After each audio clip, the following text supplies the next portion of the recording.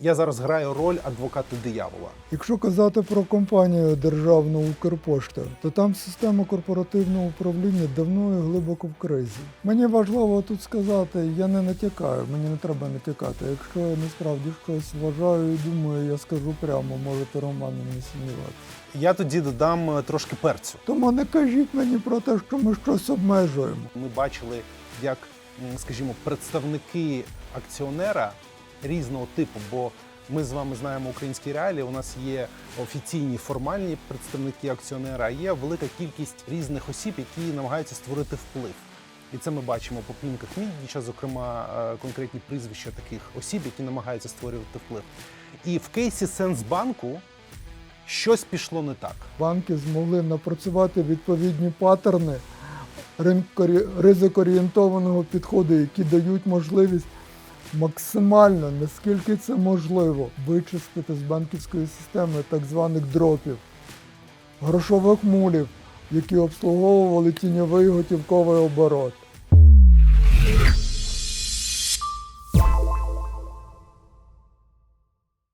Добрий день, моє ім'я Роман Бондар, я генеральний директор компанії Korn Ferry в Україні. І більше 20 років я займаюся дослідженням лідерства, розвитком організації. І в мене є ще одна складова моєї професійної ідентичності.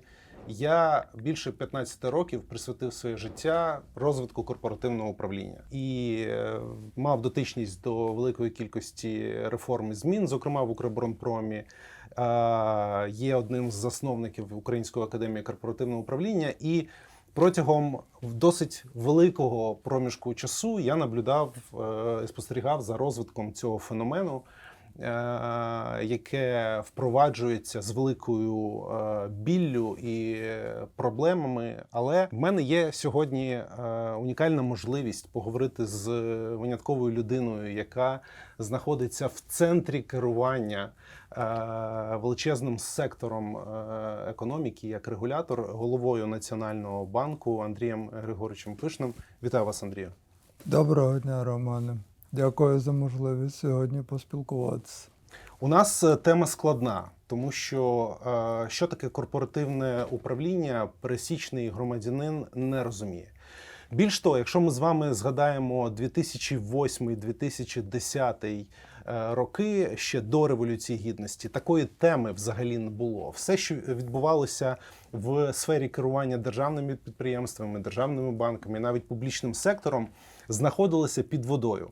Зараз, коли була впроваджена реформа корпоративного управління в державній власності, коли відбулися успішні досить приклади впровадження рад директорів в приватних компаніях, коли ми маємо великий прогрес в секторі фінансових інституцій з 2016 року, ця тема стала дуже актуальною. І багато людей, які спостерігають за скандалами, бо переважно ця тема вона пов'язана з скандалами то в Енергоатомі, то в Укренерго, то в Сенсбанку, як нещодавно був привід суспільству обговорювати. Мало хто розуміє, а взагалі навіщо ці наглядові ради, ці незалежні члени потрібні. І я би хотів сьогодні з вами зробити таку, можливо, академічну розмову, звісно, торкаючись певних деталей і специфіки, але яка буде корисна громадянам України, які хочуть зрозуміти цінність від інституту корпоративного управління, який зараз знаходиться на порядку денному, зокрема в меморандумі МВФ, за яким слідкують наші міжнародні партнери, і які знаходяться під детальним контролем антикорупційних органів. І моє перше питання, перший пас до вас, як людині, яка була дотично безпосередньо до змін і розбудови цієї рамки, зокрема законодавчої. Як ви можете описати основну цінність, яку впровадження корпоративного управління створило для української системи управління власністю в цілому? Можна сказати одним словом, це запобіжник. Це запобіжник, який дозволяє пересічному громадянину, про якого ви задали на початку, який не розуміє, що таке корпоративне управління, отримати від підприємства, з яким він комунікує, від банку, з яким взаємодіє, максимум захисту. Саме через це існують незалежні директори. І я сподіваюся, під час нашої з вами академічної розмови ми не втратимо глядачів і слухачів, а дозволимо їм зрозуміти взагалі природу. Чому директори мають бути незалежними? Чому цінність їх незалежності? Незалежними від кого? І незалежними заради чого? Чому взагалі цей інститут з'явився? Чому необхідно взагалі цей інститут започаткувати і зробити його фундаментом? Для мене корпоративне управління – це альфа і омега ефективного управління. Для мене корпоративне управління – це альфа і омега фінансової стабільності. Тому що саме корпоративне управління повинно визначати, якою є стратегія того чи іншого підприємства. Саме корпоративне управління повинно визначати ефективну модель системи внутрішнього контролю, комплайнс, відповідного внутрішнього аудиту, підзвітності, підконтрольності. Саме корпоративне управління повинно бути тим, що виставляє запобіжники між інтересами акціонера, який, можливо, має власне бачення, але з огляду на те, що підприємство, банк функціонує, державне підприємство, створюючи в тому числі і суспільне благо, робочі місця, відповідний продукт, створюють конкуренцію, в тому числі споживають державні ресурси, або ж навпаки, держава розраховує на те, щоб те чи інше підприємство, яке йому належить, робило відповідний внесок, щоб цей результат відповідним чином не конкурував з інтересами конкретних фізичних осіб. Оцей баланс, які володіють цим підприємством, або відповідним чином мають в ньому інтерес. Або особливо відчутно це на базі банків, тому що банки – це бізнес, який побудований виключно на довірі. Через це корпоративне управління – це запобіжник. Це запобіжник, якщо корпоративне управління якісне, якщо всі елементи присутні, то тоді споживач, відповідно, або той, хто комунікує, взаємодіє з цим підприємством, може розуміти, що він має надійного партнера, він має надійного контрагента, він робить внесок в надійний банк відповідним чином. Регулятор в цій ситуації взагалі має одне із визначальних місць і ролей, тому що так чи інакше, я вже казав, корпоративне управління – це альфа і омега. І Національний банк оцінює, зокрема, банківські установи за так званою комплексною оцінкою СРЕП. Якщо ви зазирнете всередину цієї оцінки, то ви побачите, що кожен із елементів цієї оцінки так чи інакше пов'язаний із загальною системою і станом корпоративного управління. Тому це запобіжник. Водночас це ефективний інструмент для того, щоб підприємство, банк залишались ефективними, безпечними і створювали відповідний продукт, який є в тому числі і суспільним благом. Дехто може сказати, що багато успішних компаній не має корпоративного управління і прекрасно собі живуть. І ми маємо в Україні, до речі, багато прикладів, коли наглядові ради не впроваджені, коли рад директорів немає, коли власник безпосередньо створює керування або виконання функцій власності над менеджерською командою, і компанія успішна. Що б ви сказали у відповідь критикам необхідності мати наглядові ради, тому що лунає багато контраргументів, що це зайвий бюрократичний рівень керування, який створює додаткові бар'єри на шляху прийняття рішень, швидкості прийняття рішень. Власник зацікавлений діяти в найкращих інтересах свого капіталу, і він значно швидше і ефективніше може репрезентувати свою волю. Навіщо тоді нам наймати якихось дорогих людей, дороговартісних? Яка була б ваша контртеза? Мені здається, що відповіддю на ваше запитання буде слово пропорційність. Тобто система корпоративного управління повинна бути відповідного статусу, рівню. ризикам, внеску, який здійснює те чи інше підприємство, амбіції, яка в нього є. Я не знаю жодної ефективної, великої, потужної компанії або компанії, яка бачить перспективу досить такого динамічного розвитку, яка б не була зацікавлена в побудові ефективної системи корпоративного управління. Якщо казати про фінансовий сектор, то фінансовий сектор і корпоративне управління не так. Корпоративне управління в фінансовому секторі – це must-have. Без цього неможливо. Через довіру? Неможливо. Банки зобов'язані мати систему корпоративного управління. Наглядова рада в 2021 році було ухвалено відповідні зміни до законодавства, які зробили це обов'язковим. Наглядові ради, комітети, незалежні директори, система внутрішнього контролю, внутрішній аудит, номінаційні комітети, незалежність менеджменту, незалежність наглядової ради, підконтрольність, підзвітність. Всі ці речі не просто слова, вони імплементовані у нормативно-правові акти. І Національний банк, як я вже сказав, уважно слідкує за тим, як відбувається еволюція цих процесів.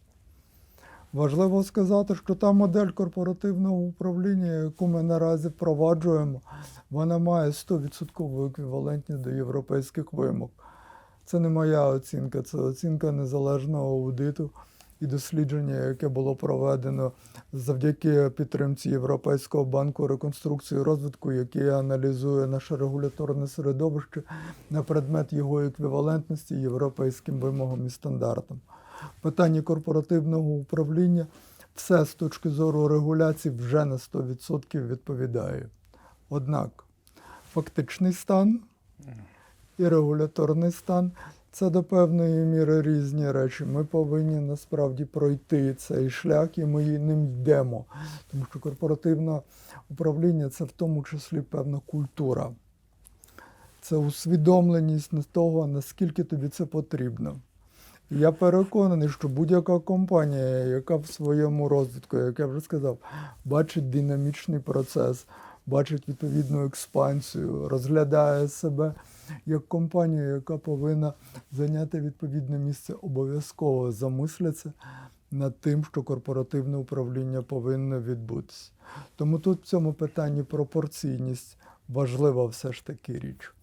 У фінансовому секторі, я сказав, корпоративне управління не обговорюється. Немає банку, де корпоративне управління не було побудоване. Є банки, до яких у нас є запитання з точки зору якості корпоративного управління.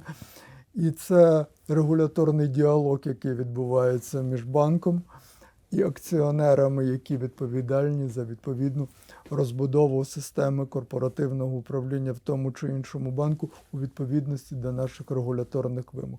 Якщо цього не трапляється, тоді Національний банк реагує. І ця реакція зазвичай є дуже, я би сказав, чіткою, спрямованою і максимально конкретною в тому чи іншому випадку. Ми кажемо про те, що рівень колективної придатності наглядової ради не відповідає відповідно заявленим стратегічним напрямкам або бізнес-моделі, або ризик апетиту, або нашому розумінню тієї системи ризиків, яка створена навколо банку. Менеджмент повинен бути посилений. Тобто це постійний діалог, який відбувається. Він не відбувається щодня. Ми зазвичай розглядаємо ці речі, виходячи із певного результату, який ми вже аналізуємо, але приймаємо до уваги таке поняття, як ризик-орієнтований підхід. Тобто аналізуємо те, що є наразі, але з розумінням того, куди банк направляє свої зусилля. Через це стратегія, в рамках якої функціонує банк, по великому рахунку і повинна визначати те, якою має бути наглядова рада. Тому що саме вона повинна відповідним чином цю стратегію разом з менеджментом реалізовувати. Вона повинна визначати менеджменту відповідні показники, вона повинна відповідним чином створювати систему управління ризиками, систему внутрішнього контролю і порівнювати фактичні результати з відповідними заявленими стратегічними напрямками. А акціонер не повинен втручатися в діяльність наглядової ради. Однак наглядова рада в межах визначених регламентом процедур повинна з акціонером комунікувати в рамках тих звітів і тих процедур, які визначені статутом і законодавством, яке регулює діяльність акціонерних товариств. Ви згадали про роль і вплив, які роблять різні рівні керування в нашій з вами моделі, наскільки я зрозумів. У нас з вами є рівень власника, який безпосередньо володіє, наприклад, банком чи будь-якою організацією. У нас є з вами рівень наглядової ради, є рівень менеджменту і є ще рівень Національного банку або рівень регулятора. Якби ви змогли би описати цінність, яку створює кожен з цих рівнів. Тому що важко інколи зрозуміти, наприклад, якщо беремо якийсь державний банк, що для корпоративного управління робить акціонер у вигляді Міністерства фінансів, а що для корпоративного управління робить Національний банк? Яку роль має грати безпосередньо сама наглядова рада і яку цінність вона має створювати? Якби ми з вами цю картину малювали, то як би ви описали ключові характеристики цінності кожного рівня? Я якраз хотів вам запропонувати, щоб ми розглянули це питання розподілу сфер, зацікавленості, інтересу, а головне відповідальності між акціонером, наглядовою радою, менеджментом, саме на прикладі державних банків. Ну, по-перше, це саме регламентована наразі сфера, тому що система корпоративного управління саме державних банків має власне законодавство, статтю 7 Закону про банки та банківську діяльність, яка визначає особливу, я би сказав, навіть посилену систему корпоративного управління. Вона посилена, наприклад, в таких напрямках, як перше. Більшість ради наглядової повинна бути сформована за рахунок незалежних директорів. Наглядову раду може очолити виключно незалежний директор. В складі номінаційного комітету і в складі комітету з управління ризиків аудиту повинна бути більшість, яка належить саме незалежним директорам. Вибір незалежних директорів чітко регламентований. Працює номінаційний комітет, до складу якого входять представники уряду, представники Офісу Президента, представники парламенту, за участю і відповідно з дорадчим голосом міжнародних партнерів. Національний банк до складу номінаційного комітету не входить. Важливо сказати і те, що до складу наглядових рад державних банків, то власне будь-яких банків, представники Національного банку не входять. У Національного банку немає жодного представника в жодній наглядовій раді банків, страхових компаній, небанківських фінансових установ. Про це треба пам'ятати. Чому відбувається такий розподіл і цінність, яку в собі несе цей розподіл? Ну, по-перше, що повинні зробити акціонери? Це чітко визначено Державного банку і це чітко визначено законом. Сформувати наглядову раду, створити статутні документи. Наглядова рада формується в порядку чітко визначеному законодавством. А далі акціонер повинен визначити так звані основні напрямки діяльності. Простіше кажучи, стратегічні настанови. Це ще не стратегія.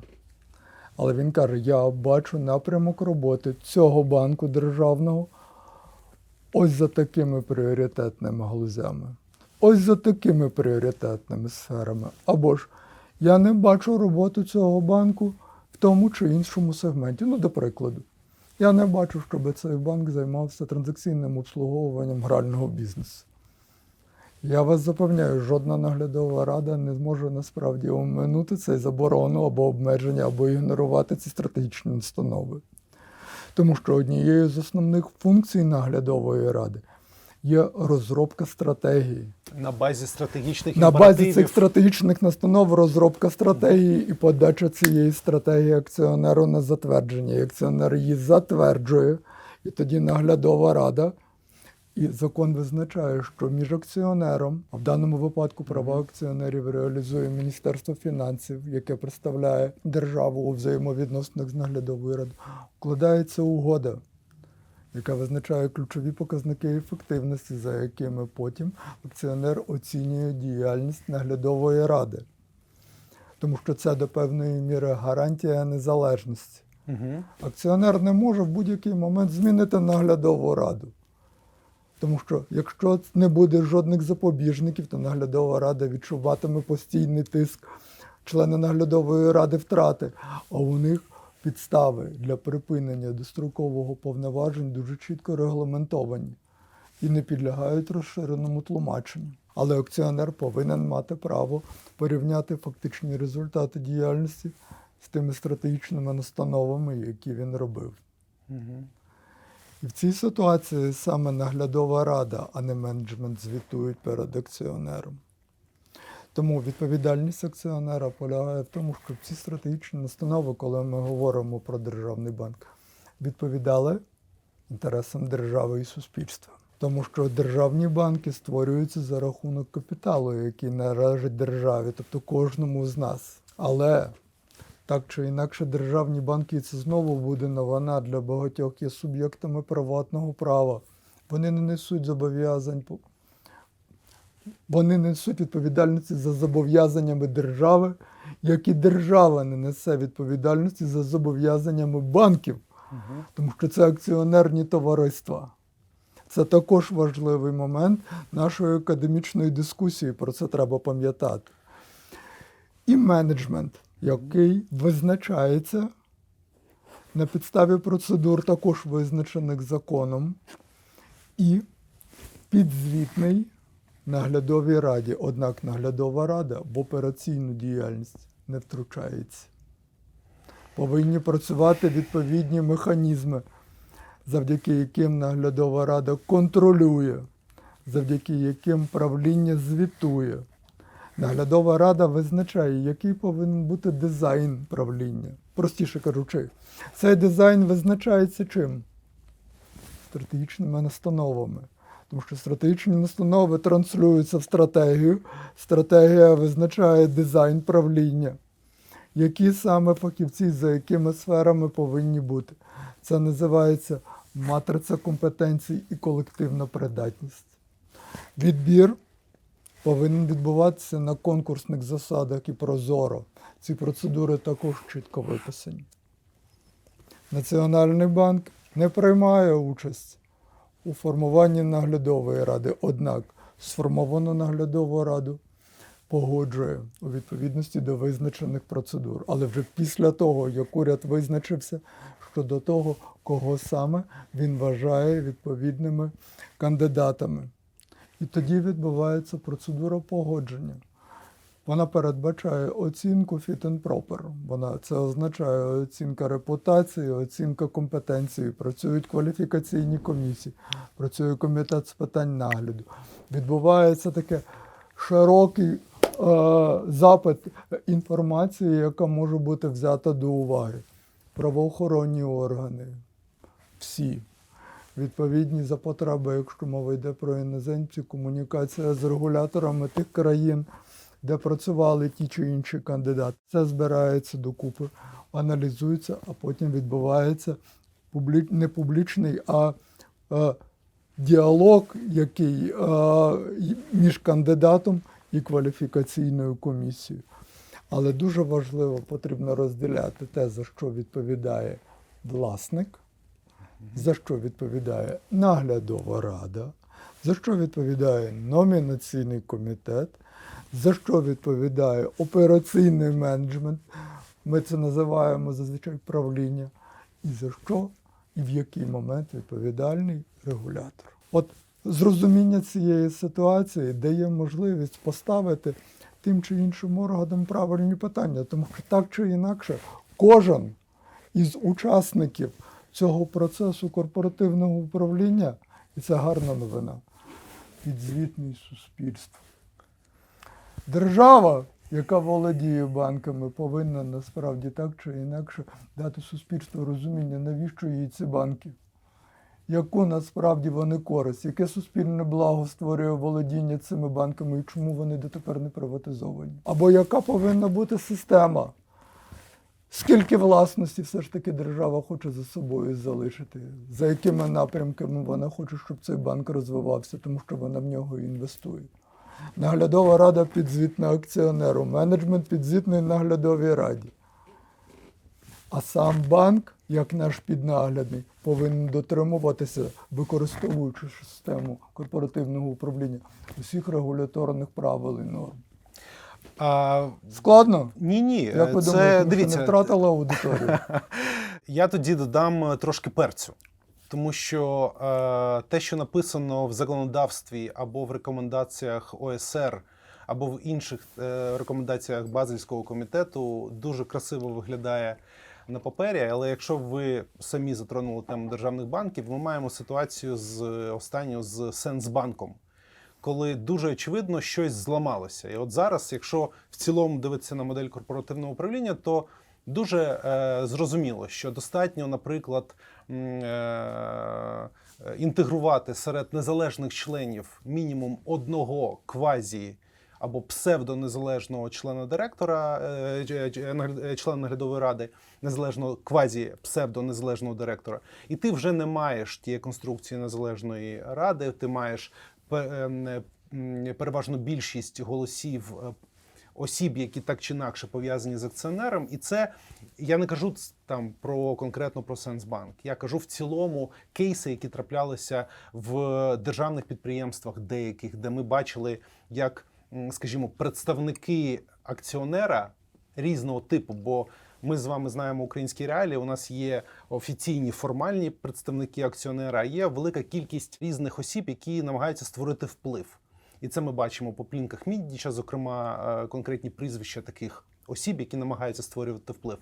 І в кейсі Сенсбанку щось пішло не так. Як би ви, якщо б ми зараз з вами, ви один з учасників процесу, бо ви є регулятором, ви здійснюєте нагляд над цим. Але якби ми з вами зараз препарували це незалежним поглядом, як два, умовно кажучи, хірурги, ситуацію, яка дійшла свого апогею, закінчилася скандалом, репутаційними втратами, що пішло не так в кейсі Сенсбанку? Коли ви мене питали, чим є система корпоративного управління, я вам сказав, що це запобіжник. Ось, власне, зараз ми повинні побачити, як цей запобіжник спрацює. Тому що є відповідні повноваження, якими наділений акціонер, який повинен реагувати на відповідну кризу. Є відповідні повноваження, механізми, якими повинна реагувати на цю репутаційну кризу наглядова рада. Є відповідні повноваження і заходи, які вживає Національний банк. І одним із таких проявів є той факт, що Національний банк розпочав адміністративне провадження по відношенню до голови наглядової ради, щодо якого прозвучала інформація щодо відповідних ознак втрати незалежності. Також ми досліджуємо факти в цілому по наглядовій раді. А головне, ми дивимося уважно на те, як наглядова рада, використовуючи ті практики, про які ви сказали, та зрозуміло, там вони так гарно написали, можна і не читати. Ні, не можна не читати. Даруйте, але не можна. Тому що ми уважно дивимося на те, як наглядова рада насправді відреагує, тому що її функція якраз реагувати на подібні речі.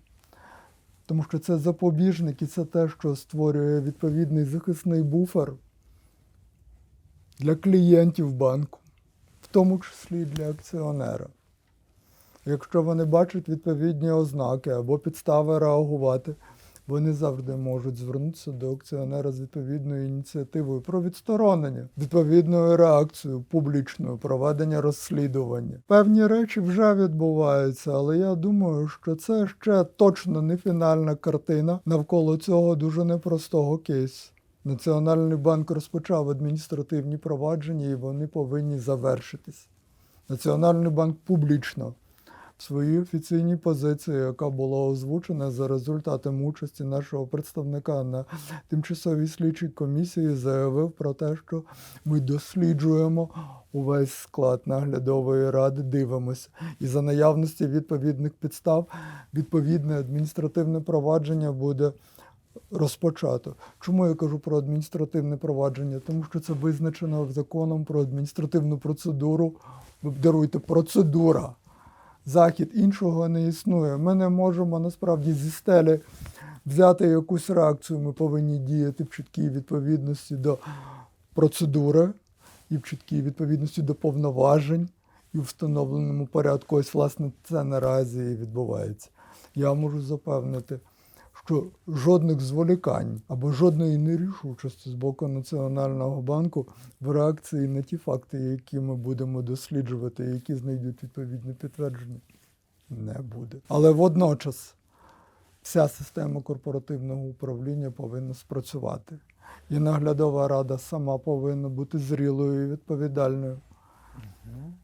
І у акціонера є відповідні повноваження для того, щоб певним чином відреагувати на цю ситуацію. І я знаю про те, що ці процеси вже відбуваються.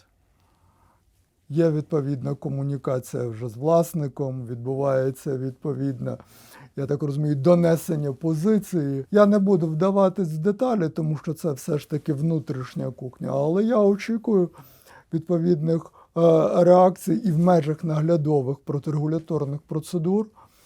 Все, що необхідно буде, як реакція на відповідні дії або факти, які будуть виявлені в процесі дослідження, все буде зроблено. Можете не сумніватися, адміністративні провадження знайдуть свої відповідні рішення. Ви згадали в чергове таку сутність, як незалежний директор, і ми на початку розмови з вами підкреслювали це, що реформа корпоративного управління стала можливою саме тоді, коли більшість членів наглядової ради стало мати певну ознаку, яку ми називаємо незалежність. І от давайте спробуємо нашим глядачам простою мовою пояснити, а що таке є незалежність директора чи незалежність члена наглядової ради. Від кого чи від чого він має бути незалежним для того, щоб виконувати свої фідуціарні функції адекватно? Тут важливо насправді сказати і поговорити про таке поняття, як фідуціарні обов'язки. В чиїх інтересах повинен діяти незалежний директор? Банку, компанії. Юридичної особи. Банку. Тому що саме вона насправді несе відповідні зобов'язання перед вкладниками, перед кредиторами. Саме банк відповідним чином є піднаглядом для Національного банку.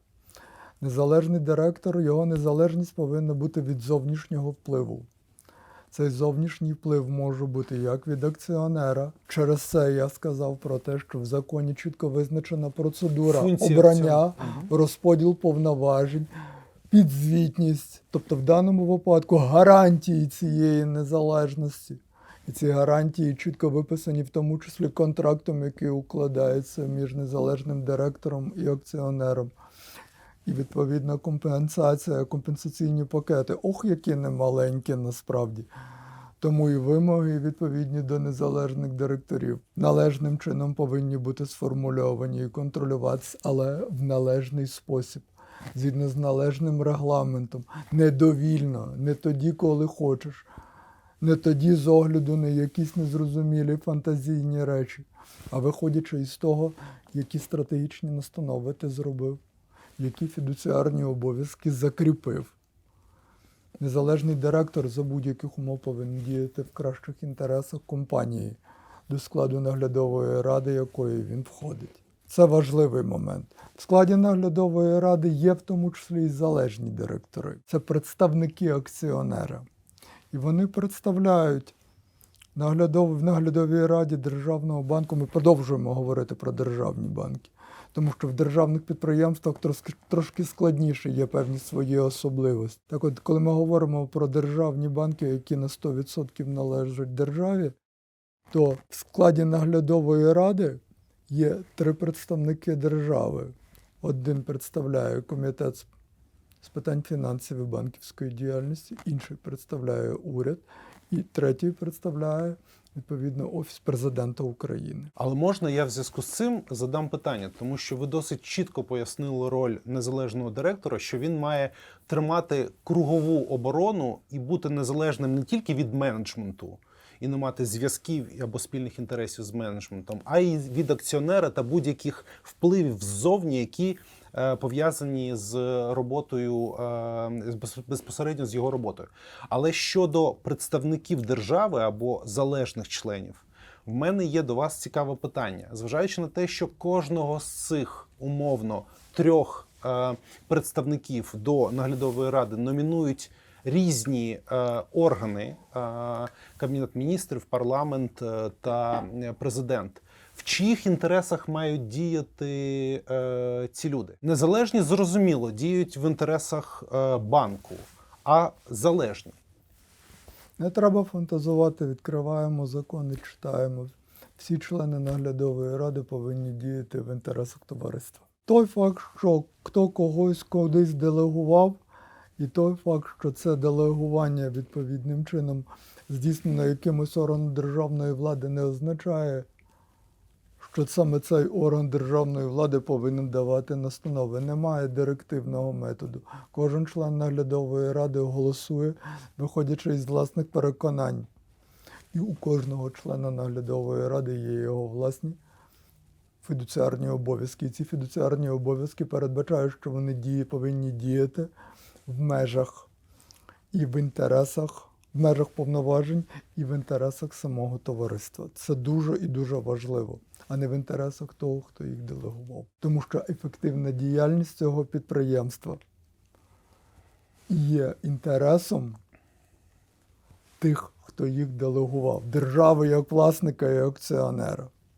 Тому сам факт того, що ці люди представляють акціонера, виходячи із різних просто органів державної влади, не означає, що вони знаходяться в конкуренції до інтересів підприємства. Навпаки, акціонер зацікавлений в тому, щоб підприємство працювало найбільш ефективно, щоб підприємство генерувало відповідний прибуток, щоб воно створювало соціальне благо, щоб було ефективним в реалізації відповідної стратегії і працювало з огляду на пріоритет.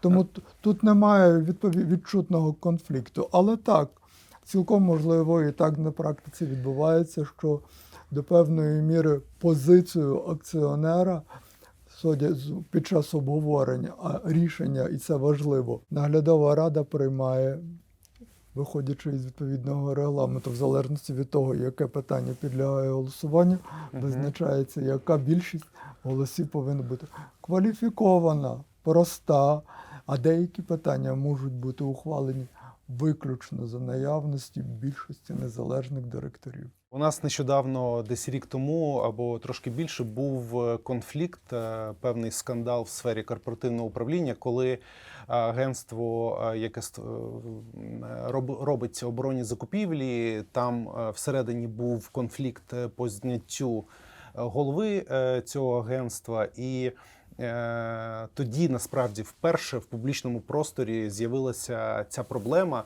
як мають голосувати представники держави, тому що представники держави отримали досить конкретну директиву, як це робити. А тоді пан Джигір досить публічно свою позицію озвучив, що він має діяти виключно в інтересах компанії, діяти в інтересах організації, і прийняв рішення, базуючись на такому поняттю, як фідуціарна відповідальність, duty of loyalty, duty of care.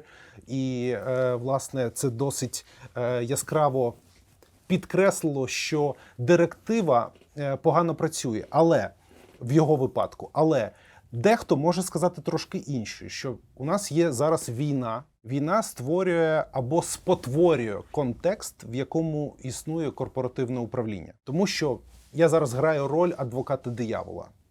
Що під час війни акціонеру для того, щоб ефективно керувати своїми активами, треба мати посилений вплив, пришвидшений вплив для того, щоб, умовно кажучи, ефективніше взаємодіяли всі економічні агенти, які знаходяться в його сфері власності. І, звісно, гіпотеза номер 1, а давайте взагалі відмінимо корпоративне управління і дозволимо акціонеру безпосередньо напряму управляти компаніями.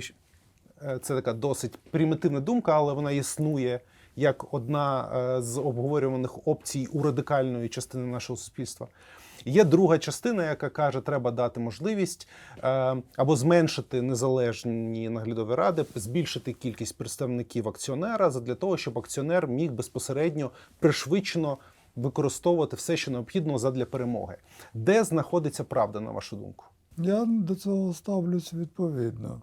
Я не вважаю, що є конфлікт між інтересами акціонера і ефективною моделлю корпоративного управління. Навпаки, чим краще працює система корпоративного управління, тим більшу цінність компанія створює для акціонера. Я не бачу в даному випадку якихось обмежень.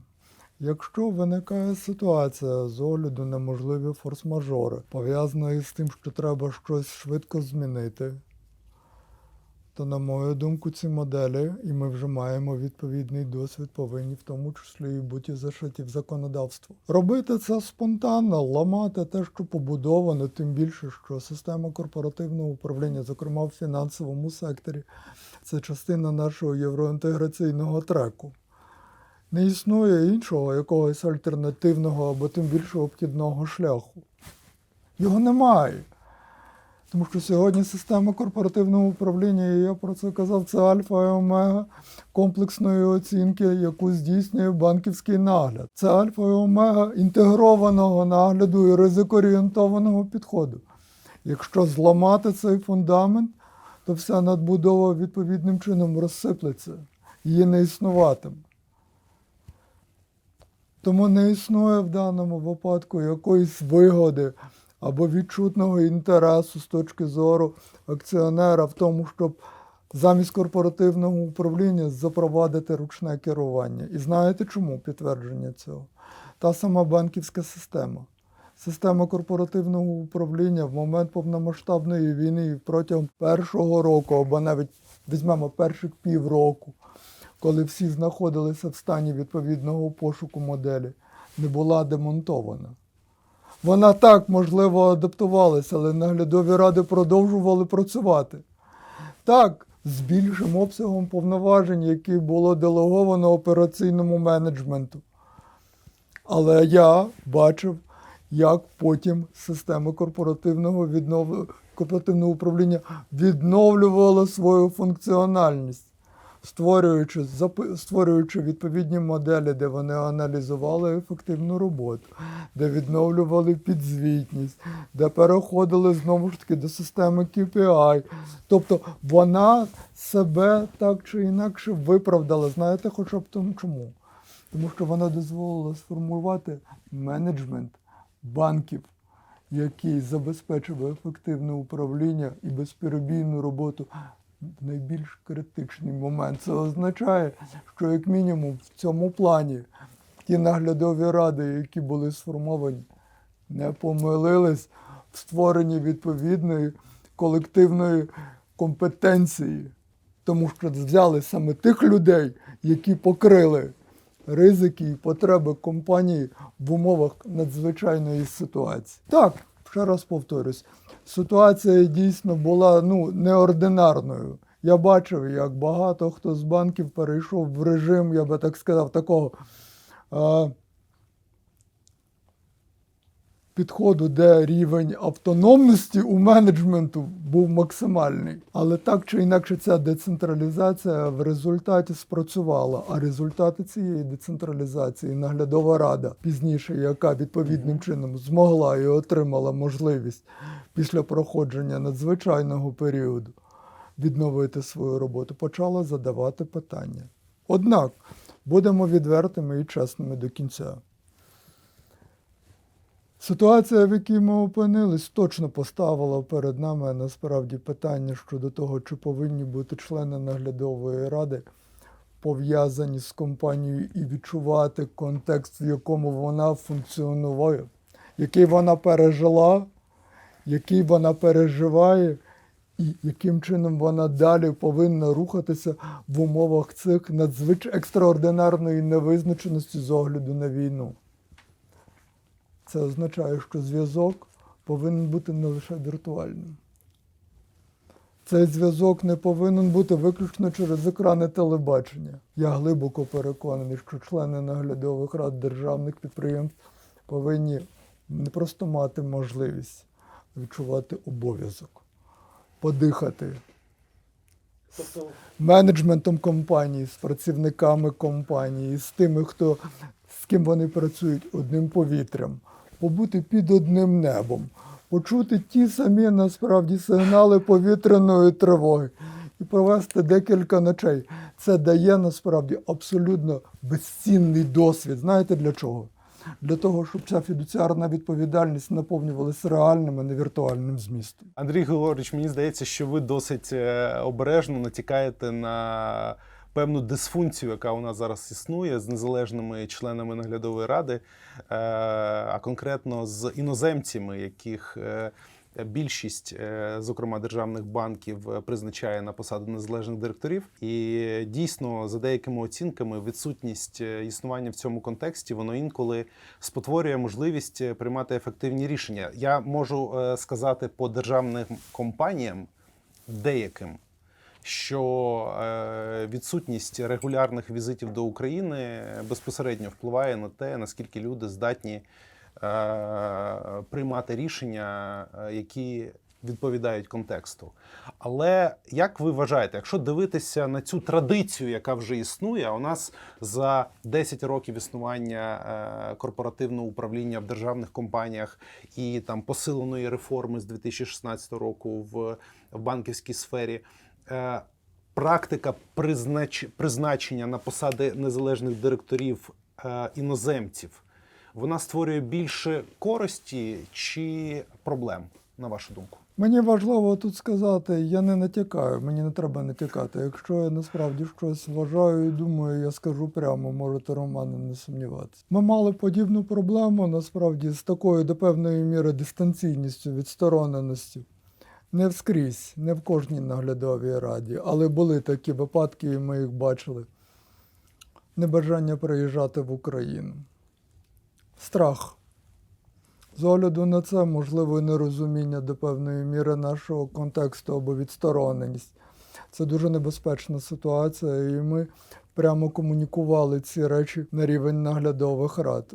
У нас відбувалися офіційні наглядові зустрічі, де ми про це абсолютно відверто говорили. Війна – це якраз гарний привід, насправді, поговорити про речі, називаючи їх своїми іменами. Не шукаючи якихось незрозумілих формулювань або, ви знаєте, зручних дефініцій. Ні.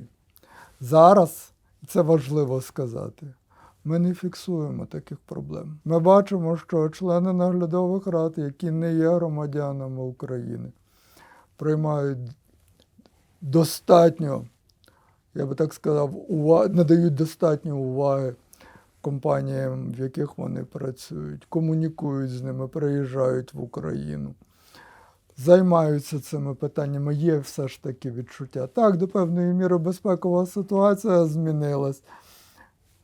Умовно, хоча, чесно кажучи, не знаю, в чому вона змінилась, тому що кількість бомб, які падають нам на голову щодня, і безпілотників лише зростає.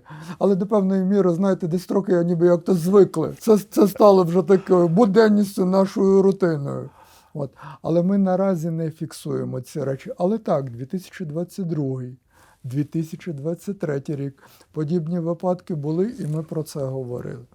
Тепер повертаючись до іноземців в наглядових радах. Станом на зараз це об'єктивна реальність, тому що ми швидко і дуже динамічно почали розбудовувати систему корпоративного управління, не маючи при цьому достатньої культури всередині країни, не маючи при цьому достатньої компетенції, не маючи величезної кількості інститутів, порівнюючи, наприклад, інститут репутації, інститут професійної придатності. Ці речі не з'являються одномоментно, з сьогодні на завтра.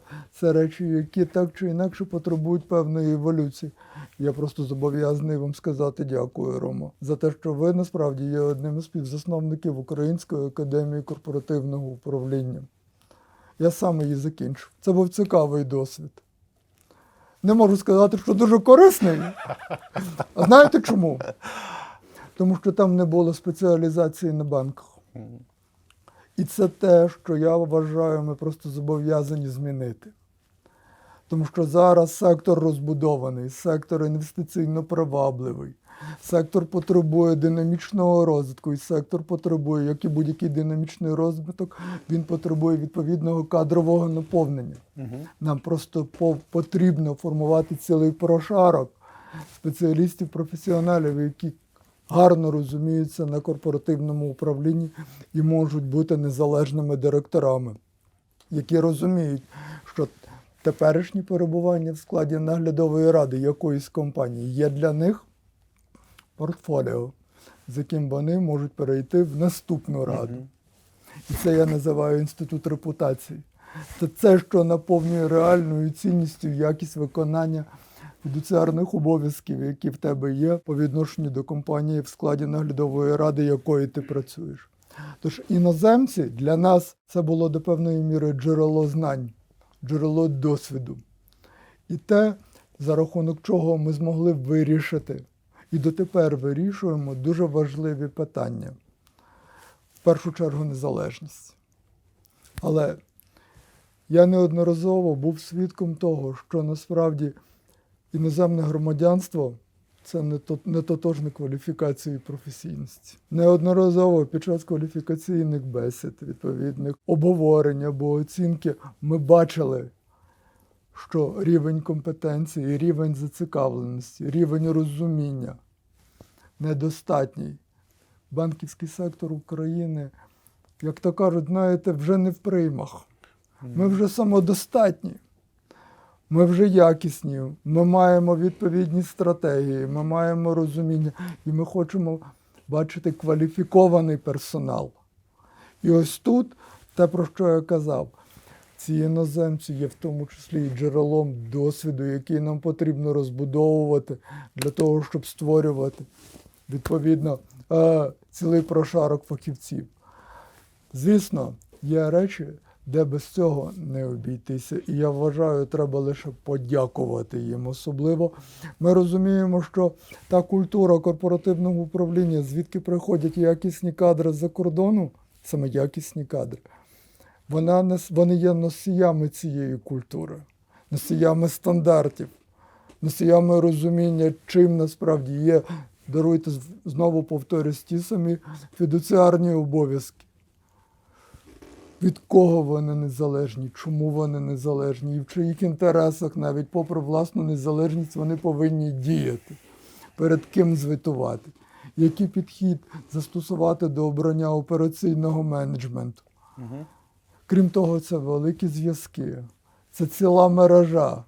Тому дуже важливо насправді знайти тут правильний баланс, не відмовляючись від іноземної компоненти, залучаючи її, розбудовуючи власні напрямки. Я дуже сподіваюся, що у нас щось вийде в цьому, тому що Національний банк зараз дуже зацікавлений в тому, щоб фінансова сфера, а це не лише банки, це і страхові компанії. Там також є актуальною тема розбудови системи корпоративного управління. Небанківські фінансові установи, їх називають тіньові банки. Тіньові не з точки зору того, що вони займаються тіньовим бізнесом, а з точки зору того, що вони практично виконують і покривають той функціонал, що і банки, але мають відповідно дещо інші регуляторні умови функціонування. Але це не означає, що там не повинні бути системи корпоративного управління. Повинні бути. І тому нам потрібно ці речі створювати. І ця культура на рівному місці не з'явиться. Повинна відбутися певна критична маса. Ми повинні її набрати, ми повинні цього досвіду. А головне, ми повинні створити цілі освітні модулі, сертифікацію, прозорість цих речей, підзвітність. І тоді, насправді, все запрацює, як належить. До речі, дуже цікаво, що... Я дуже чекаю одного моменту, коли наших фахівців почнуть запрошувати в наглядові ради компаній за межами України. І ви знаєте, це цілком можливий сценарій. Тому що у нас унікальний Тому що так. Тому що ті фахівці, які гарно впорались, ті фахівці, які пройшли відповідні дуже непрості етапи роботи в умовах екстраординарної невизначеності, неймовірних операційних викликів, відновивши, мають абсолютно безцінний досвід. Тому це знову ж таки ситуація, коли ми, запозичуючи, насичуємось і цілком можливо можемо цей досвід експортувати. Я дуже на це розраховую. Але поки попит в Україні на якісних фахівців в питаннях корпоративного управління і формування оцього цілого кластеру незалежних директорів, на мою думку, ще далеко не покритий пропозицією. Тому що і об'єктів самих компаній, де існує корпоративне управління, гарне корпоративне управління, не так багато насправді. Якщо ми подивимось, то відсутня зараз в Україні культура переважно через те, що немає головного драйверу, який створює попит, це фінансування, зовнішнє фінансування, вихід на ринки капіталу, залучення єврооблігацій, публічність, міжнародні партнерства. Ми зараз трошки в заспазмованому стані знаходимось. Можливо, тому більшість компаній регресують у корпоративному управлінні, і ми бачимо це поза межами банків, де це регуляторна вимога. Але знаєте, ви досить цікаво сказали... А чому регресують? Мені дуже не подобається насправді от саме така тональність. Я не бачу регресу. В фінансовому секторі я бачу навпаки прогрес. Я бачу, як страховий ринок наразі структурується. Ми проходимо в страховому ринку зараз процеси, які я абсолютно спокійно, як людина, яка безпосередньо керувала тоді одним із найбільших банків і знає, що таке банківська криза. Я можу сказати, ми проходимо зараз процес очищення страхового сектору, його структурування абсолютно не менший за своїм значенням, глибиною, ніж ті процеси, які відбувалися в банківській сфері в 2014, 2016, 2017 роках. Але драми менше. Але з точки зору глибини опрозорення є, капіталізація є, перехід на європейські стандарти є. Коли я бачу насправді асоціацію страховиків, які раніше навіть зібрати їх докупи було неможливо. Вони навіть, я думаю, соромилися за одним столом один з одним сидіти. Їх було більше 212 компаній. Зараз їх 59. Вони одне одного знають. Вони між собою вже активно конкурують. Ми можемо сказати, що ринок пройшов повне опрозорення. Ми зараз переходимо до наступного етапу. І цей наступний етап передбачає розбудову корпоративного управління, тому що це не регрес, це прогрес. Ринок зараз повинен бути цікавий для залучення приватного капіталу. І ми бачимо, що на ринку вже починаються угоди, злиття, поглинання, є інтерес, розбудова. Така сама ситуація з банківським сектором. Попри війну, ми вивели з ринку декілька банків, яких придбали фонду гарантування вкладів у відповідності до встановленої процедури банки, які є резидентами Європейського Союзу. Що вони сюди принесуть? Нові практики, нову конкуренцію, нові моделі, новий підхід до кадрів.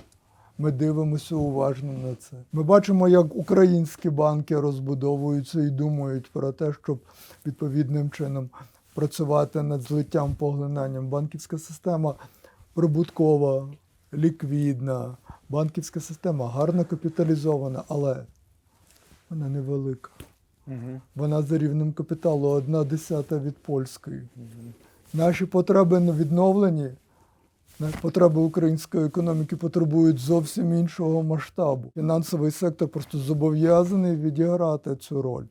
І я не бачу регресу, я навпаки бачу прогрес в розбудові системи корпоративного розуміння і розуміння того, що банки повинні бути цікаві для того, щоб їх розглядали як відповідний об'єкт для інвестування. Коли я говорив регрес, я говорив... Тому, ви знаєте, для мене ця склянка наполовину наповнена, а не наполовину пуста. Ви просто говорите як регулятор з оптимістичним поглядом в майбутнє, бо насправді фінансові інститути є такою зоною стабільності, територією контролю. Тому що якщо говорити про корпоративне управління в цілому і дивитися за межами фінансових інститутів, то ми бачимо там трошки іншу картину. І, зокрема, я хочу сказати, що незалежні директори, які йдуть у банки, і приватні, і державні, вони проходять крізь ад, коли здають екзамен в Національному банку.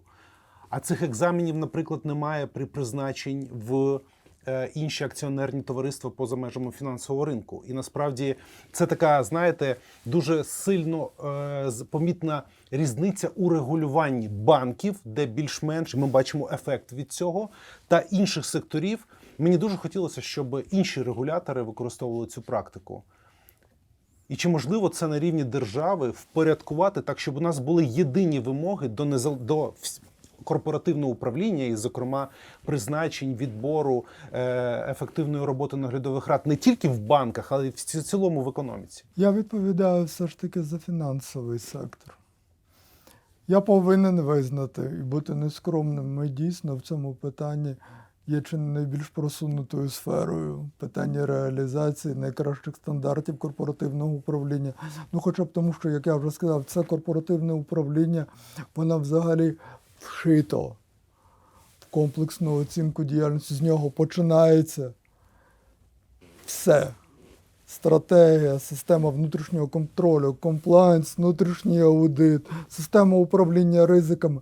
Без ефективної моделі корпоративного управління, без відповідного чіткого розподілу функціоналу, без незалежних директорів, все це насправді не має жодного змісту. Ми починаємо формувати таке поняття, як конфлікт інтересів, судову практику створювати. Коли інтереси акціонера починають конфліктувати з інтересами самого банку. І коли ми починаємо навколо цих речей з ними комунікувати, вони кажуть, як так? Банк мій сказав, вибач. Але є відповідні стандарти. Ці стандарти передбачають ось такий підхід, ось таке тлумачення. З огляду на це Національний банк зараз наділений можливістю, застосовуючи ризикоорієнтований підхід, робити професійне судження. І наше професійне судження на сьогоднішній день ось таке. Конфлікт інтересів встановлений. Ви як акціонери діяли всупереч інтересам компанії, якою володієте. Це навіть звучить трошки дивно, правда ж? Але дійсно так іноді буває. І в фінансовому секторі ці речі мають особливе значення, тому що відповідальність перед вкладниками і перед кредиторами несе банк.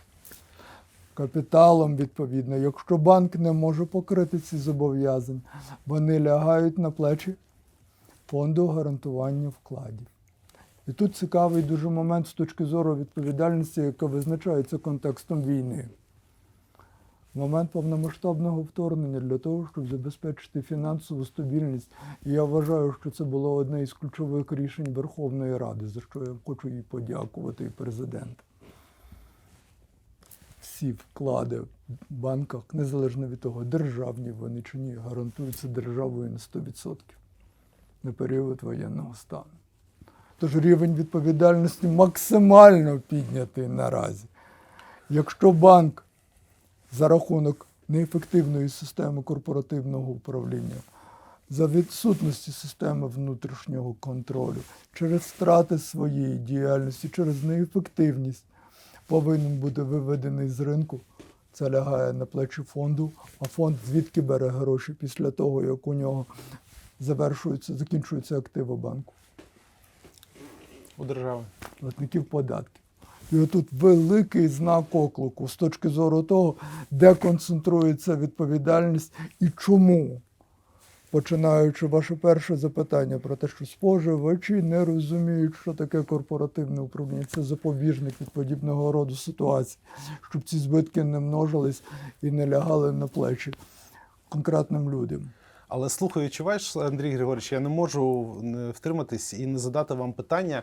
А чи не здається вам, що у вас як регулятора, як НБУ, дуже багато в житті банків, страхових компаній та інших об'єктів, над якими ви здійснюєте регулювання?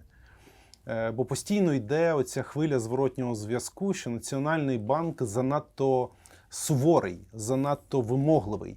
І як визначити оцю мету необхідної достатності, суворості, контролю, щоб, умовно кажучи, не стискати шию банків, а давати їм дихати більш вільніше?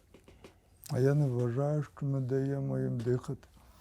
Ми бачимо, як розвиваються банки, бачимо, як нарощують вони свою прибутковість, як відновлюють кредитні апетити, як реалізують маркетингові стратегії, як попри війну банківська система не стала тим, що множить шоки і кризу. А навпаки, через 1,5 року відновила розвиток. 2014 рік – криза. Банківська система її помножила. Вона насправді лише додала, з огляду на те, в якому стані вона була в 2014 році, не реформована, наповнена інсайдерським кредитуванням, здутими капіталами, без корпоративного управління.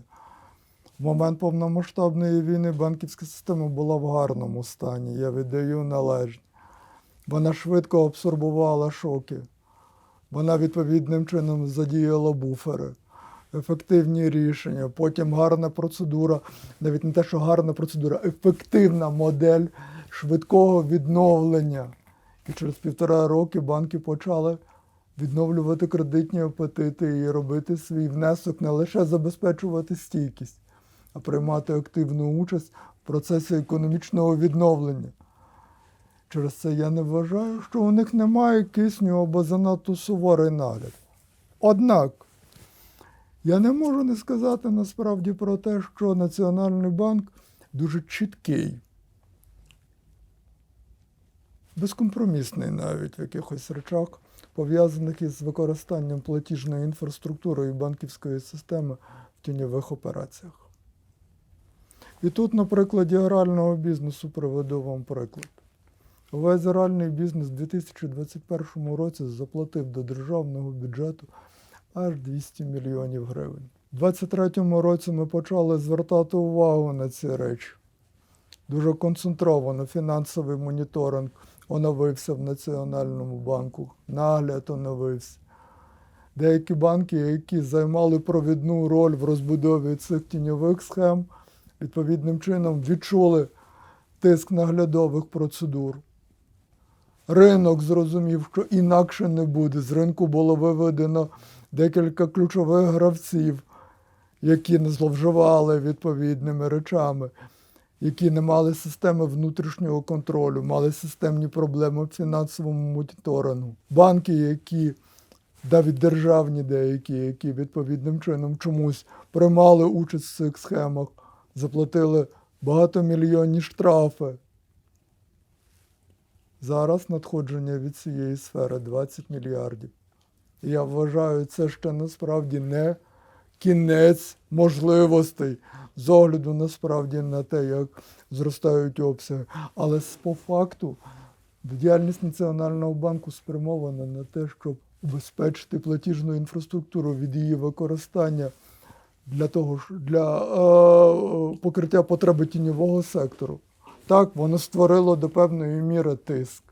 Пригадуєте, скільки було скарг на те, що Національний банк вів ліміти на P2P перекази? На початку війни Вони були тимчасові. Угу. Лише для того, щоб банки змогли напрацювати відповідні паттерни ризикоорієнтованого підходу, які дають можливість максимально, наскільки це можливо, вичистити з банківської системи так званих дропів, грошових мулів, які обслуговували тіньовий готівковий оборот. Національний банк після того, як банки підписали спільний меморандум, зняв ці обмеження. Все, їх не існує. Але банки при цьому почали застосовувати ризикоорієнтований підхід. І зараз навіть ніхто не відчуває цих відповідних речей. Але, звісно, наша позиція в якихось питаннях стала більш чіткою, категоричною, безкомпромісною. Це відчувається, на жаль, в тому числі і на обсягу штрафів, які сплачують банки. Але якщо ви подивитеся на кількість відповідних судових оскаржень, банки визнають це. І навіть не банки, деякі компанії навіть дякують.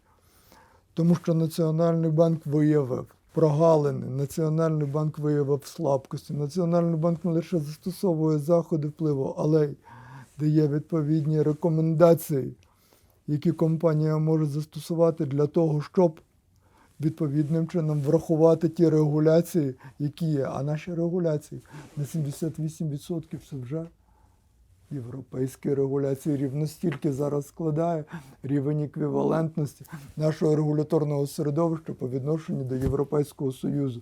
І ми маємо намір до 2027 року досягнути 100% еквівалентності. Тому ті банки, які себе бачать в Україні, дотримавшись цих вимог, відчувши, можливо, ось цей тимчасовий, але, як показує практика на перспективу, дуже ефективний вплив і тиск, порозбудувавши систему у відповідності до тих рекомендацій, які ми даємо, можуть спокійно рухатися в бік Європейського Союзу. Тому не кажіть мені про те, що ми щось обмежуємо. Ми створюємо умови. Ми запроваджуємо європейські практики. Ми намагаємося убезпечити платіжну банківську систему від її використання в тіньових оборотах. Ми працюємо над тим, щоб українська економіка, яка зазнала дуже страшних, неймовірних втрат в момент повномасштабного вторгнення, а це було мінус третина ВВП, мала можливість якнайшвидше відновитись. І за рахунок того, що банки зроблять відповідний внесок, і за рахунок того, що платіжна банківська інфраструктура не буде використовуватись для обслуговування тіньового сектору, який ми просто зобов'язані зменшити. Андрій Григорович, я зрозумів чітко, що ви сказали, що для вас жорсткість регулювання – це дорівнює стабільність і сталість розвитку. І це чіткий... Я не люблю слово жорсткість, я люблю слово адекватність або відповідність. Тому що немає мети насправді жорсткий чи навпаки гнучкий. Ні. Регуляції вони або є, або їх немає. Якщо ці регуляції відповідним чином не забезпечені якісним, ефективним, відповідним наглядом, то насправді вважайте, що цих регуляцій не існує. З'являється таке поняття, як регуляторний арбітраж. З'являються такі поняття, як регуляторні лакуни. Ні. Тому не кажіть про жорсткість, кажіть про адекватність, Романе. Принаймні, мені це зрозуміло. Бо коли ми кажемо про жорсткість, ми створюємо зовсім не ту конотацію, якою насправді вона є і повинна бути. Добре, тоді будемо використовувати термін адекватність. От уявімо, що це ж, до речі, ключове очікування до наглядових рад. Створювати адекватний нагляд за діяльністю, зокрема, менеджменту. Але під час війни ми бачимо певну парадоксальну ситуацію, що інколи давайте, по-перше, скажемо, що якщо брати державні банки, зокрема і державні компанії, будемо відверті, дуже рідко, майже ніколи, власник у вигляді міністерств дає чіткі стратегічні імперативи, дає політику власності, дає листи очікування, бо невизначеність. Тому важко передбачити і, як правило, наглядові ради не отримують цих стратегічних імперативів, і це факт номер один. Другий факт, що генеральні директори і менеджмент, діючи в найкращих інтересах компанії, виконуючи свою безпосередню роботу, намагаються реалізувати стратегічне бачення так, як вони це уявляють, створюють стратегії, народжують їх без волі власника. І у нас бувають ситуації, коли, умовно кажучи, CEO, голови правління, генеральні директори вважають, що наглядові ради неадекватні обставинам і стримують діяльність менеджменту, діяльність команди управління по досягненню, умовно кажучи, адекватної стратегії, адекватних цілях, умовам контексту. Багато прикладів таких, там, зокрема, Укрпошта, наприклад, Ігор Смілянський, якого я вважаю ефективним керівником, людиною, яка багато чого зробила для Укрпошти. Наприклад, був конфлікт, який пов'язаний з наглядовою радою, і цей конфлікт був зумовлений тим, що наглядова рада мала свою правду, генеральний директор мав свою правду, що корпоративне управління стримували його від реалізації тих цілей, які він вважав необхідними. Це насправді складна дилема, тому що інколи представники наглядової ради не можуть повноцінно оцінити складність системи, якою керує CEO, особливо якщо це велика компанія. Згадайте себе у ролі голови правління Ощадбанку. І я б, можливо, попросив вас вийти з позиції регулятора і подивитися на це сторонніми очима людини, яка оцінює цей потенційний конфлікт між наглядовою радою, яка не є професійно або не до кінця професійно придатна і адекватна для виконання функцій нагляду, і менеджмент, який, умовно кажучи, знає, бачить, хоче, вміє, може, а йому не дають можливість. Як знайти правду між конфліктом такого типу? Романе, дуже багато в вашому питанні важливих моментів. Я почну, напевно, з основного. Те, про що ви сказали, що не завжди, відповідно, держава в особі того чи іншого міністерства здатна сформувати адекватні стратегічні настанови для наглядової ради. Це тривожний симптом і сигнал, тому що ми повинні розуміти, що власність не лише дає можливість примножити і використати її, вона її зобов'язує. Вона зобов'язує державу бути ефективним власником. І якщо розвивається система корпоративного управління, яка є запитом зовнішнього і економічного, і юридичного, і навіть, якщо хочете, політичного середовища, то і держава в особі того чи іншого міністерства повинна розвивати в собі спроможність бути ефективним власником тих об'єктів, які вона залишає в своїй власності. І ця відповідальність повинна бути дуже чітко зафіксованою. Ви повинні бути здатні сформувати якісні стратегічні настанови, а не просто розраховувати на отримання дивідендів. Тому що володіння тим чи іншим підприємством, державою в умовах ринкової економіки повинно бути чітко обумовлене суспільним інтересом. І цей суспільний інтерес повинен бути побудований на тому, яке суспільне благо створює ваше володіння. Тому що в протилежному випадку приватизуйте. Да. Все дуже просто насправді. Якщо немає здатності, якщо немає компетенції, це треба дуже чітко визнати і ухвалити наступне рішення. Або розвивати цю компетентність, або дати ту чи іншу компанію, банк на ринок.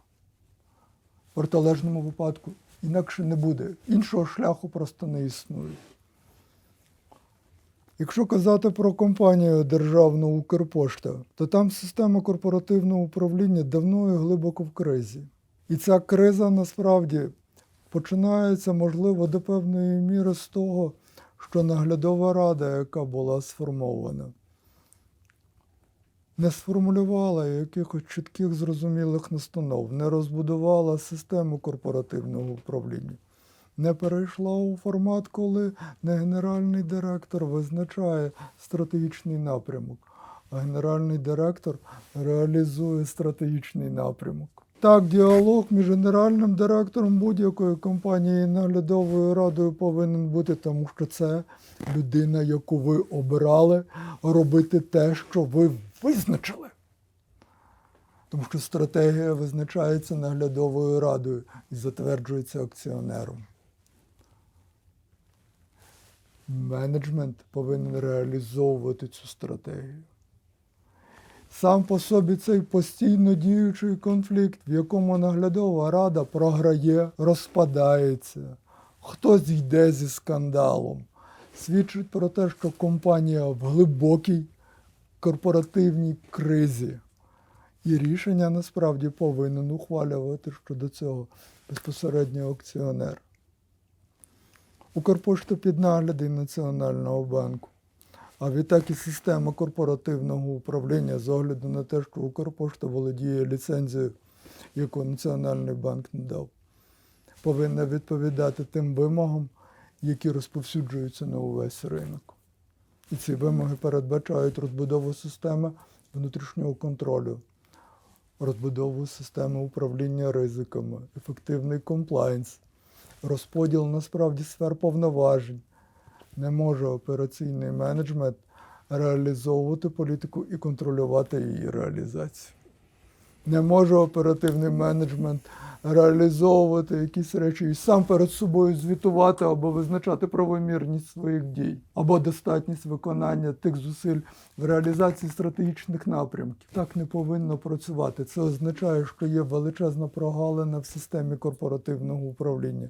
І як наслідок ми бачимо ті заходи впливу, які Національний банк як регулятор не просто може, а повинен застосовувати у разі, коли він фіксує відповідні порушення. А на жаль, ми їх фіксуємо. Я дуже сподіваюся, що найближчим часом все ж таки наглядова рада з'явиться. Я буду наполягати на тому, щоб ця наглядова рада якнайшвидше провела відповідний діалог з акціонером і визначила стратегію компанії. І під цю стратегію повинна бути розбудована система корпоративного управління, яка повинна дати відповідь на питання, яка модель операційного менеджменту повинна бути. Одноособова чи колективна? А як ви особисто вважаєте, що має більшу ефективність для такого акціонера, як держава? Одноосібна чи колегіальна у вигляді правління? А ви подивіться на результати роботи, і вам стане все зрозуміло, як виглядає конкурентне середовище, в якому працює Укрпошта. І ви побачите, що за цей період насправді зросли компанії, які мають ефективність на рівні, я не знаю, сотень мільйонів гривень прибуткової діяльності, які розбудовують, які автоматизуються, які реалізують експансію. І подивіться на якість корпоративного управління цих компаній. Нова пошта. Яка система корпоративного там управління, Романе? Ви ж чудово знаєте. Там власник... Наглядова рада, правління, комітети, номінаційні комітети. Дуже чітка, цілеспрямована участь акціонерів виключно на рівні стратегічних настанов. І подивіться, що відбувається. Тому не питайте мене, якою вона повинна бути. Вона повинна бути відповідною тій стратегії, яку бачить власник. Угу. Якщо власник бачить стратегію, яка означає стагнацію, то відповідно і система корпоративного управління повинна бути така. Але це абсолютно не життєздатна модель. Бо треба бути дуже чесним і відвертим. Якщо акціонер бачить розвиток компанії, він повинен розуміти, що у компанії для розвитку повинен бути капітал. І що, надаючи цей капітал за рахунок державних ресурсів, треба дуже чітко сформулювати напрямки, за якими він буде засвоюватися, а потім проконтролювати ефективність його використання. Що під цю стратегію треба сформувати наглядову раду, яка буде мати відповідні компетенції. А наглядовій раді треба буде сформувати відповідний операційний менеджмент, який це буде реалізовувати. В тому вже доволі складному конкурентному середовищі. В Україні немає жодної сфери, де були б насправді дуже такі, я б сказав, прості умови функціонування. Скрізь конкурентне середовище. Українська економіка досить конкурентна і досить жорстка. Тому треба бути дуже чесним і відвертим. Не зводьте все питання виключно до однієї особи. Тому що це питання значно ширше, і я на нього дав відповідь в своєму першому реченні моєї розлогої відповіді. Компанія в глибокій кризі корпоративного управління протягом тривалого часу. І ця криза позбавляє компанію, на жаль, дедалі більше перспектив розвитку. Ігор Смілянський – це наслідок цієї кризи, в першу чергу. Якби ви зараз змогли сформувати бачення ідеальної наглядової ради з точки зору компетенцій, про які ви згадали, і зробити як регулятор певну пораду чи певний дороговказ українським фінансовим інститутам, що б ви бажали бачити, яких людей, якого профілю, за якими сферами компетенцій у складі наглядових рад для адекватності нагляду і забезпечення ефективності виконання функцій? Якою була б ця композиція наглядової ради? ідеальної наглядової ради? Немає якоїсь універсальної моделі, це абсолютно неправильно. Наглядова рада, ви даруйте, це не валянки, які не мають розміру, які можуть підійти вам, мені, я не знаю, ще комусь. Вони повинні бути індивідуально скроєні. Під Вони стратегію? повинні сидіти як влиті. Ви повинні в них мати можливість пробігти марафон, якщо потрібно пробігти спринт. Не послизнутися. У валянках це зробити марна справа. Тому не існує ідеальної наглядової ради, яка би підійшла усім. Наглядова рада ідеальна – це та рада, яка сформована під стратегічні настанови, під бачення акціонера.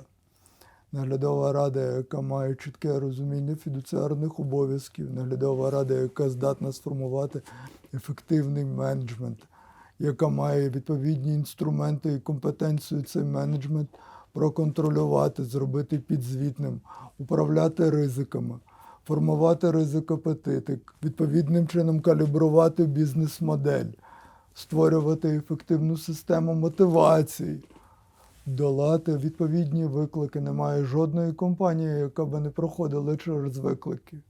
Репутаційні, фінансові, операційні, будь-які. Наглядова рада – це здатність передбачати в тому числі розвиток подій, дуже чітко відчувати конкурентне середовище. Тому не існує насправді. А це може бути побудовано виключно через достатньо глибоке розуміння цих речей. Власне, пригадуєте, ми вже говорили про це. Через це я завжди говорив, і я свою думку не зміню. Члени наглядової ради, які працюють з українськими компаніями, які мають іноземне громадянство, повинні дихати з нами хоча б іноді одним повітрям, бути з нами під одним небом, відчути українську мову, бачити обличчя українців, відчувати нашу атмосферу. Ви розумієте? Вони повинні стати трохи українцями. І це дуже важливий аспект. Але говорити про те, що є якась універсальна модель, є кращі практики. І ці кращі практики, якщо їх застосовувати, дозволяють сформувати ефективну модель корпоративного управління і наповнити її якісним персоналом. Тоді я спитаю по-іншому. Так як наглядова рада – це колегіальний орган, який створює нагляд, і він, як ми вже проговорили, складається з різноманітних людей, з різних територій, країн, з різним досвідом. Але є одна людина, яка, власне, скеровує діяльність, і це голова наглядової ради, від особистості, зрілості, мудрості, професійної підготовки якого дуже багато чого залежить від того, як цей орган, як від диригента, як цей орган буде працювати, наскільки ефективно. За вашими спостереженнями, що відрізняє ефективну голову наглядової ради від того, якому не вдалося? Ви зараз кажете про лідерство. Воно скрізь важливе. І в наглядовій раді, голова наглядової ради – це лідер. Людина, яка, по суті, уособлює в собі. Людина, яка повинна виходити на люди, виходити до журналістів, нести в собі саму ідею, на якій побудована наглядова рада. Через це він повинен бути носієм цієї ідеї. Він повинен бути тим, хто буквально її випромінює. Йому повинні довіряти. Лідерство важливе. Так, багато в чому він, в тому числі і обличчя відповідної компанії. В якихось ризиках він буфер. Мудрість має бути. Відчуття людини, відчуття колективу. Я переконаний, що будь-який лідер повинен мати дуже добре розвинутий емоційний інтелект. Емпатія, на мою думку, це взагалі один із, напевно, ключових навиків, яким повинен володіти будь-який лідер. Професійні знання, само собою, зрозуміла річ, відповідна репутація. Тому для мене голова наглядової ради так чи інакше це носій самої ідеї корпоративного управління і десь до певної міри, знаєте, такий оберег. завжди хочеться бачити в цій ролі, особливо коли мова йде про системно важливі банки, Угу. потужних особистостей, тому що це навіть до певної міри заспокоює. Угу. У цього є в тому числі ось цей ефект, що спілкуючись з цією людиною, розуміючи її бекграунд, розуміючи, що вона своєю репутацією, по суті, відповідає за ефективність виконання наглядовою радою цієї функції. А це дає підставу вважати, що в достатній мірі і своєчасно відреагує на ті виклики, які так чи інакше рано чи пізно можуть викликати. Тому так, це голова наглядової ради, це в першу чергу про лідерство. Ми з вами багато поговорили про структуру, поговорили про наповнення, про ролі, очікування. Якби на завершення ви змогли зараз нам описати найбільш важливі пріоритети, які ви як регулятор ставите перед собою по розбудові корпоративного управління. Давайте уявімо перспективу 3 років. Які є 3 найбільш пріоритетні завдання, як посилити і без того майже бездоганне корпоративне управління в сфері фінансових Вона мені інституцій? дуже чітко уявляється. В мене немає, ви знаєте, якогось туману в цьому питанні взагалі. Навіть з огляду на рефлексії навколо останніх подій, ця ясність стала ще чіткішою, якщо можна так сказати. Нам потрібно формувати культуру корпоративного управління, потрібно наповнювати цю культуру якісним персоналом. Нам потрібно розбудувати насправді систему, яка почне створювати відповідний ефективний персонал. Нам потрібно сформувати систему, яка, можливо, буде підтверджувати рівень кваліфікації, сертифікація, інститут репутації. Нам потрібно обов'язково пройти, і це дуже відповідальний етап. І це горизонт навіть не 3 років, Рома. Це горизонт вже кінця цього року. Процес приватизації 2 державних банків. Угу. Так, Кого саме? Рада фінансової стабільності ухвалила відповідні рішення, і що дало можливість уряду ухвалити свої рішення. І 2 державних банки «Укргаз» і «Сенс» відповідним чином повинні рухатися пришвидшено до приватизації. Уряд зараз працює над тим, щоб знайти відповідного радника, який буде забезпечувати цей процес. Моє розуміння, ми повинні отримати як мінімум 2 речі. Перше – це гарний інвестиційний чек, який держава повинна покласти в відповідний державний бюджет, а ринок повинен отримати потужного гравця, який стимулюватиме якісну конкуренцію і розбудову, тому що обидва банки системно важливі. Це важливий елемент, важливий. Я чекаю того, що банківська система буде масштабуватись, а це масштабування однозначно потребує, знову ж таки, нових підходів до системи корпоративного управління і, можливо, залучення нових кадрів. Я очікую, що на ринку будуть угоди злиття-поглинання. Цього року у нас відбувся вже захід на ринок декількох гравців з Європейського Союзу. Я переконаний, що ця практика не завершена. Тому говорити про те, як я бачу цей ринок. Ми працюємо над тим, щоб це бачення дуже чітке. Ми працюємо над тим, щоб регуляторне середовище було на 100% адаптоване, я вже говорив про це, до вимог Європейського Союзу. 100% еквівалентність вже до кінця 2027 року. Це програма максимум. Ми дуже хочемо насправді її досягнути цього. Всі в цьому зацікавлені. Це не є простою вправою. Але це важлива вправа для того, щоб наші банки отримали можливість українські, які мають відповідну стратегію і мають насправді бажання до експансії, могли рухатися в бік Європейського Союзу. Я завжди казав, що Україна в Європейському Союзі – це не запитання, це відповідь. Можливо, на ті запитання, які є у європейців. Чи можемо ми простимулювати там конкуренцію? Легко. Але ми повинні бути відповідні. Я вірю в український бізнес. Туди ми повинні йти з напрацьованими моделями корпоративного управління. Ми повинні брати іноземний досвід, опрацьовувати його. і відповідним чином цей опрацьований досвід перетворювати в суспільне благо. Я так бачу цей ринок. Інакше навіщо тоді ми тут, скажіть мені? Супер. Дякую вам. Будь ласка.